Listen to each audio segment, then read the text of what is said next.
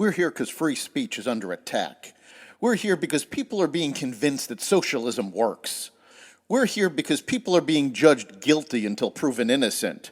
We are fighting back with facts. This is not a safe zone, so buckle up, Buttercup. This is the raw, naked truth.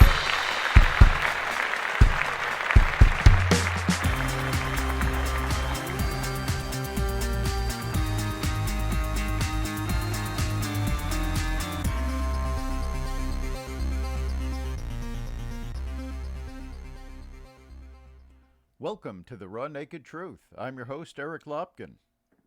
The current situation with Russia has put a spotlight on the need to reduce the world's dependency on Russian oil and gas. While the focus has been on solar and wind, both of these have major drawbacks and security risks that are being ignored. Neither provides a consistent stream of energy, so they must be supplemented either by fossil fuels or by being augmented with batteries. The materials to make the solar panels and the batteries are controlled by China, which is where the security issues come in. Any serious effort to reduce the dependency on foreign oil must include nuclear energy.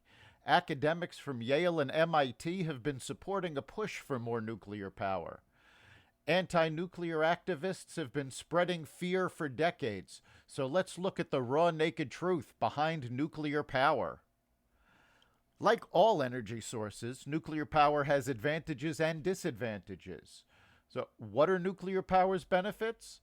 First and foremost, since it produces energy via nuclear fission rather than chemical burning, it generates baseload energy with no output of carbon. That villainous environmental boogeyman that is the cause of global warming.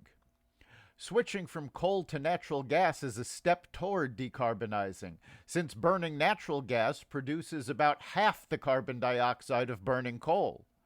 But switching from coal to nuclear power is radically decarbonizing, since nuclear power plants release greenhouse gases only from the ancillary use of fossil fuels during their construction, mining, fuel processing, maintenance, and decommissioning, about as much as solar power does, which is 4 to 5% as much as a natural gas-fired power plant. Second, nuclear power plants operate at much higher capacity factors than renewable energy sources or fossil fuels. Capacity factor is a measure of what percentage of the time a power plant actually produces energy. It's a problem for all intermittent energy sources. The sun doesn't always shine, the wind doesn't always blow, and water doesn't always fall through the turbines of a dam. In the United States in 2016, nuclear power plants, which generated almost 20% of U.S. electricity at the time, had an average capacity factor of 92.3%, meaning they operated at full power on 336 out of 365 days per year. The other 29 days, they were taken off the grid for maintenance. In contrast, U.S. hydroelectric systems delivered power 38.2% of the time, about 138 days per year. Wind turbines operated at 34.5% of the time, about 127 days per year, and solar electricity arrays only worked 25.1% of the time, 92 days per year. Even plants powered with coal or natural gas only generate electricity about half the time for reasons such as fuel costs and seasonal and nocturnal variations in demand. Nuclear is a clear winner on reliability. Third, nuclear power releases less radiation into the environment than any other major energy source. This statement will seem paradoxical to many people, since it's not commonly known that non-nuclear energy sources release any radiation into the environment. But they do. The worst offender is coal, a mineral of the Earth's crust that consists of a substantial volume of the radioactive elements uranium and thorium. burning coal gas fires its materials, concentrating its mineral components into the remaining waste, called fly ash.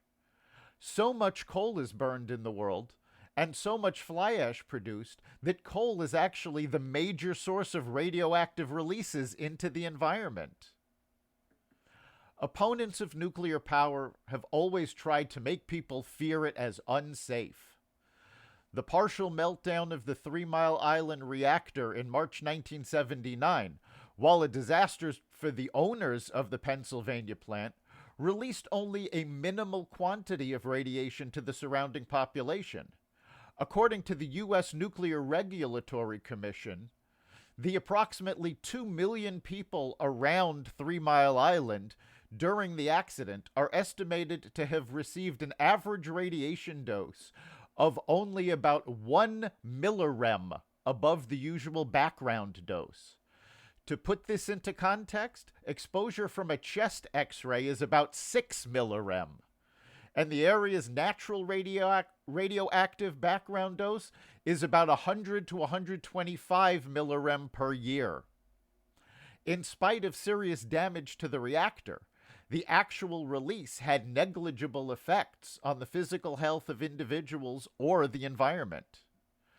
While the accidents at Chernobyl and in Japan were more dangerous, these were both in facilities constructed approximately 50 years ago.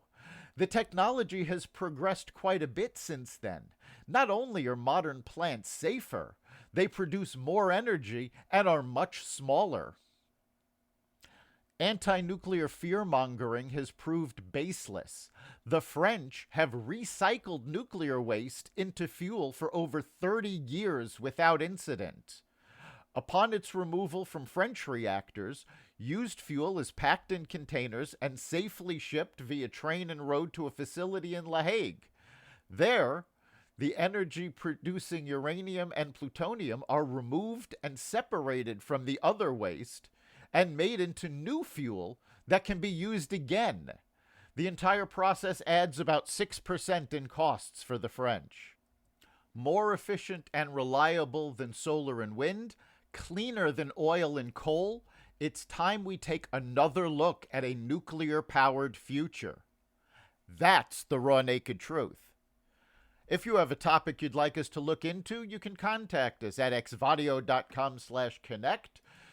You can hear every episode of The Raw Naked Truth as well as the rest of the Xvadio Podcast Network at xvadio.com/podcasts, the Apple Podcasts app, Google Podcasts, Spotify, iHeartRadio, Stitcher, Amazon Music, Audible, and wherever you find podcasts. We'll see you next time.